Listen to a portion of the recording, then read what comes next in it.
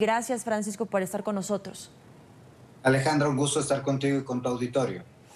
Adelante, Francisco, ¿cuál es tu opinión al respecto con la situación en Zacatecas? Escuchaba un podcast que tú estabas ahí participando y has hecho has dado unos datos muy precisos sobre lo que está sucediendo en Zacatecas. ¿Qué está pasando?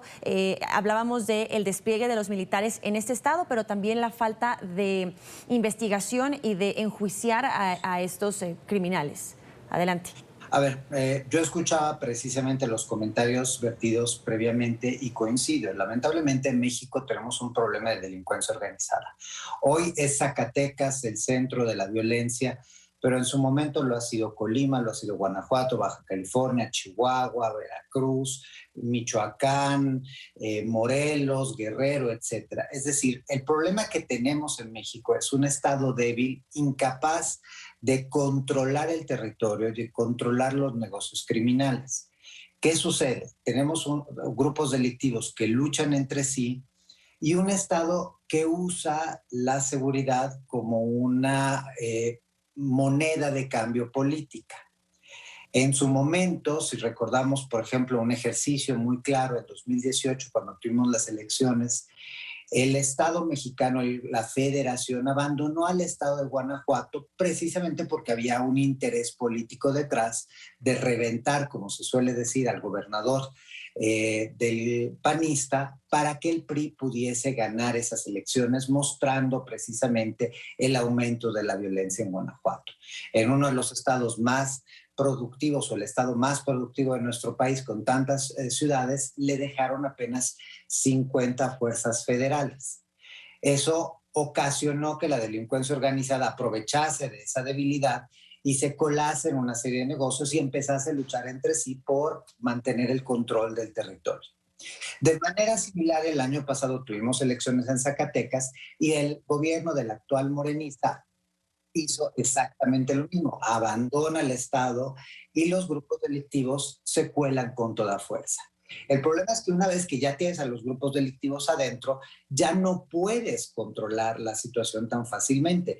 Y hoy lo que hemos visto a partir del año pasado es un crecimiento sostenido de la violencia. Entre 2020 y 2021, las víctimas de homicidio doloso en el Estado crecieron casi un 50%.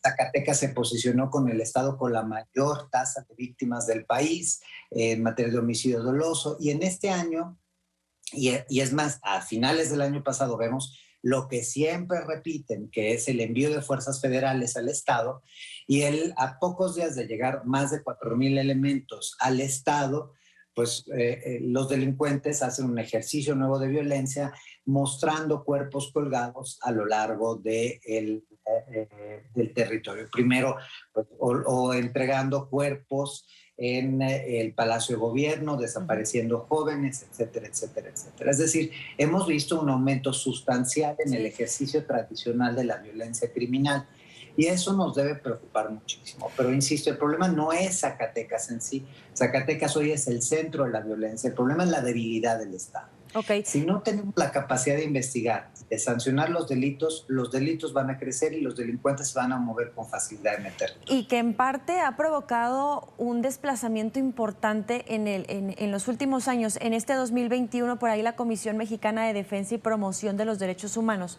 reportó más de 44,900 personas que tuvieron que desplazarse, que el mismo Estado les ha pues ayudado a que se muevan a albergues para darles protección de alguna forma, pero dejando todas sus pertenencias y gran parte de su familia, de su vida en estos estados y municipios conflictivos. ¿Has tenido, Edgar, oportunidad de dialogar con personas de esta localidad, ya sea de Zacatecas o bien de otros puntos donde tú haces investigaciones donde hay mucho crimen organizado? Sí, he tenido la oportunidad de estar platicando con algunas personas que han estado desplazándose como parte de ese tipo de investigaciones. La realidad es que no hay las condiciones para seguir viviendo ahí. Es importante recalcar que Zacatecas colinda con 8 estados de la República. Entonces, la importancia que tiene, escuchaba a mi colega mencionar sobre que no solamente Zacatecas, pero Zacatecas es fundamental para el crimen organizado. y ahorita no hay condiciones para que la gente siga viviendo ahí, se están desplazando a otros estados, alejándose de la violencia. Y la gente realmente tiene mucho miedo porque entran a sus casas en las madrugadas, de pronto raptan a sus hijas. Imagínense si hay un grupo de jóvenes que van a un restaurante bar a disfrutar y de pronto a los pocos días amanecen muertos.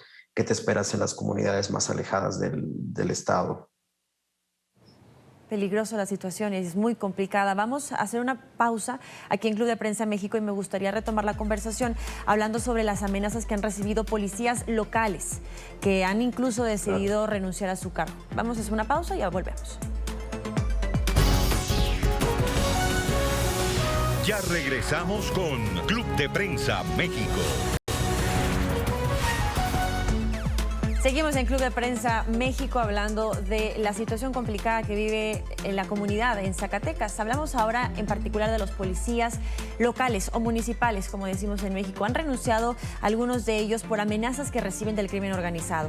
Desde diciembre del año pasado comenzaron a darse a conocer este tipo de situaciones, que policías preferían renunciar o irse de vacaciones por un tiempo determinado para ponerle una especie de pausa a esta grave situación que ha vulnerado a ellos y a sus familiares. Tenemos solo un minuto para cada uno. Me gustaría, Edgar, preguntarte a ti, ¿qué opinas al respecto? ¿Qué situación vive el policía, como decimos también de a pie, el policía municipal ahí en esta localidad? Bueno, los policías municipales en realidad no tienen las herramientas necesarias para controlar o contener al crimen organizado, ni la capacitación, ni nada. Entonces, ese tipo de policías municipales están renunciando precisamente porque el crimen organizado los está obligando a que sirvan como halcones y que hagan actividades ilícitas. En algunos casos, la policía municipal en muchos municipios del país se utiliza para detener de manera ilegal a personas y presentarlos ante la gente del crimen organizado. Esas son las razones que se están dando por las que están renunciando los policías municipales y no hay condiciones, no se puede trabajar así. ¿Qué podemos esperar, Francisco, que en los próximos meses, años, qué va a pasar en esta localidad en particular? ¿Ya no habrán policías y nos quedaremos con solo militares o qué va a suceder? ¿Hay un pronóstico? Pues sí, el pronóstico es lamentablemente un pronóstico adverso. Si tomamos en consideración lo que ha ocurrido a lo largo del país, tenemos pocos casos de éxito en donde una entidad o una localidad que haya vivido un problema de violencia se ha recuperado completamente. Actualmente tenemos de manera muy clara lo que sucedió en La Laguna, es decir, en una zona metropolitana que incluye a dos entidades que es Coahuila y Durango, Torreón y varios otros municipios son los que la conforman, y es el único lugar en México que se ha mantenido con buenos niveles de violencia después de un brote importante de ejercicio de los grupos delictivos. Tijuana, Ciudad Juárez y otras ciudades han sido en algunos momentos recuperadas, pero luego se vuelven a perder. Zacatecas es un estado que fue abandonado, es un estado donde el gobernador se está demostrando absolutamente incapaz. Lo que él invita es a que la gente se encomiende a Dios, o sea, esa es su gran estrategia para combatir la delincuencia. No hay recursos y la federación recortó, ahorita que preguntaba sobre las policías municipales, recortó todos los recursos para las policías locales. Y esto evidentemente tendrá un efecto negativo, no solo para este año, sino para los próximos, porque sin lo local, sin las policías de a pie, como justamente tú las llamabas, y sin una colaboración entre municipios y federación, no se puede combatir la delincuencia. Correcto. Bien, agradecemos a los dos. Vamos a hacer la última pausa aquí en este espacio, Club de Prensa México.